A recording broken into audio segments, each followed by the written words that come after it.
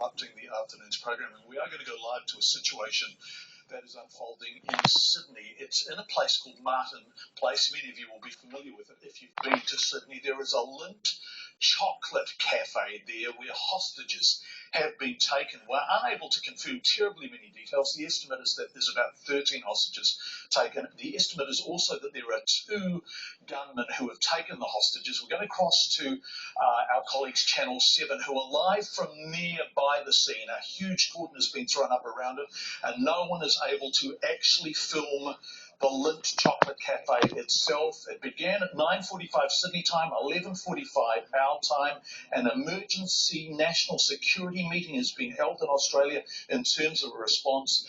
There appears to be some kind of jihadist flag, that is a quote from our Australian colleagues, flying in the cafe window, but no one has come forward and said who they are or why they are doing this yet. Let's take the live coverage from our colleagues at Channel 7 in Sydney.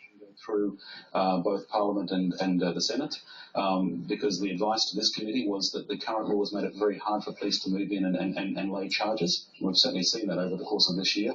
So it's, they represent the legislators who are responsible for making decisions on how we change legislation, how we change policy, and so it's that democratic process at work. The police, the intelligence agencies can't do this by themselves. They don't have that authority, so it's got to come through this group. Obviously, our leaders in Canberra are, in a sense, doing what we're doing. They're watching and waiting. They would play. Would it be correct to assume they play no active role in the management of the situation? No, they're not in a situation to take any sort of operational decisions. But they would be briefed as best they can. They of course can't speak about it outside of their group lest it advantage the attackers. But this is a classic case of cooperation, and at the end of the day we have to change laws, we have to change policy. It has to go through Parliament and it'll pass first of all through this group. We've got Robert O'Barty on the scene there. He was certainly with us a moment ago. I'd like to go back to him if we can. Rob, are you there? Yes, Nick, I can hear you. Rob, look, I know you're very familiar with New South Wales police infrastructure, and I know you've covered many stories on terrorism and the police force's response to it. This is something they've been fearing for some time, isn't it? It is something they've been fearing, but really this is only something you can train for at the moment. We've really never seen anything like this at all in the history of Australia, really, and this is quite grave. And we have seen the way that Islamic State carries out affairs overseas. We have seen the extent to which it is willing to negotiate. There is no way of knowing what the end game is here or what these men intend, if it's just attention or something far more diabolical. But clearly the pressure on police at the moment dealing with something they've really never dealt with before is crushing. And when I say it's something they've never dealt with before, we're talking about a fanatical mindset. Very, very difficult to negotiate with that and to come to terms and to help these people with whatever they want to achieve. Are you seeing, just in terms of what's going on in Sydney, you said earlier that people were mulling around and just trying to see what's going on, like the rest of us. They obviously want to know what's happening. Are public services still operating in Sydney? Are buses and trains still running? Yes, they are. They are operating to the extent where they're going to service, obviously, not just the CBD and the city network, but far beyond that. So things haven't shut down. However, some things that have shut down include the Opera House. From what I understand, there was a bomb scare there earlier on. Whether that is factually correct or if that is just some nutter ringing up to ride the coattails of these men here inside the Lindt Cafe, well, that remains to be seen. I've also been advised that the Harbour Bridge has been shut down. There is obviously a major arterial route for cars and also trains along the Harbour Bridge as well. And police are basically trying to manage the situation here inside the city. And really that just involves the connecting streets around Martin Place, around Phillip Street, around Hunter, and around Elizabeth Street where I am at the moment. So it is contained specifically to here. The rest of the city, as far as I'm aware, is running as per normal, at least as normally as it can. in a situation like this. Explain for our viewers not familiar with Sydney, Rob, if you can, where in the city is the siege taking place? What is its significance, and what is around it? This is the financial district. It is the financial district, and if for want of a better word, it's a target-rich environment for somebody hell-bent on causing death and destruction. And it's tailor-made for something like this. If somebody wanted publicity from what they're doing here in the Lindt Cafe, they've certainly got it.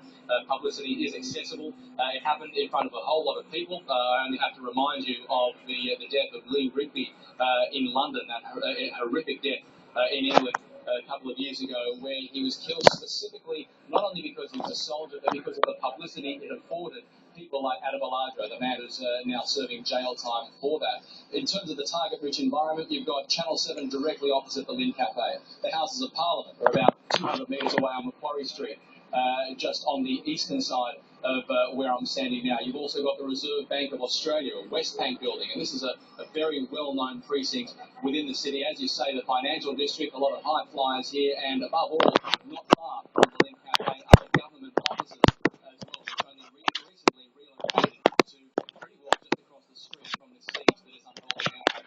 And what did police say to you as they were ushering you out of the exclusion zone? Were there any instructions about where you can go and where the general public can stand? None at all.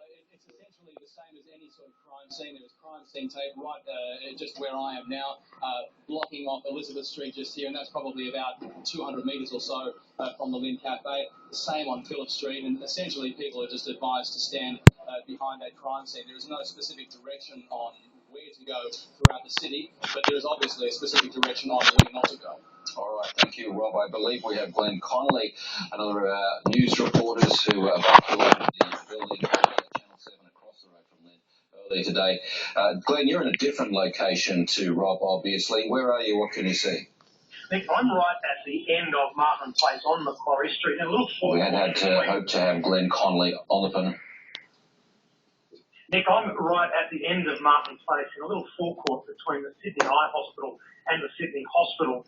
We have a quite extraordinary view looking right down in the front door of the Lindt Cafe, and we have a long lens trained on that. My cameraman colleague and I have been taking turns looking through that lens, and we can see straight in, and what we can see is quite extraordinary. We can see one of the two gunmen, and from time to time we see a number of the hostages. One of those hostages appears to be being used as a shield. Every time the gunman we can see moves across the building, she is standing right in front of him. There's terrifying scenes there. This is what authorities have feared. Glenn, can you see, we've obviously seen footage of one man in there, a middle-aged man, but he did appear to be directing others. Do you see any evidence that there is more than one gunman inside the Lindt chocolate shop? I haven't seen it with my eyes, but what we have heard from one of the staff members at the Lindt who was due to start his shift about an hour ago, he was told by members of head office of Lindt that there were two gunmen in there. Now, Nick, I can piece together what I saw outside the office window before we were evacuated and what I can see from this extraordinary vantage point here, although we are just being moved now for a reason I'll tell you about in a moment. But what I can piece together, Nick, is that if there are two gunmen, as this staff member of Lindt has been told, it looks to me like the hostages are being held in two groups, one against the window on the southern side of which we've seen all those quite amazing pictures, and one somewhere on the northern side in either behind the counter or near the main counter of this coffee shop.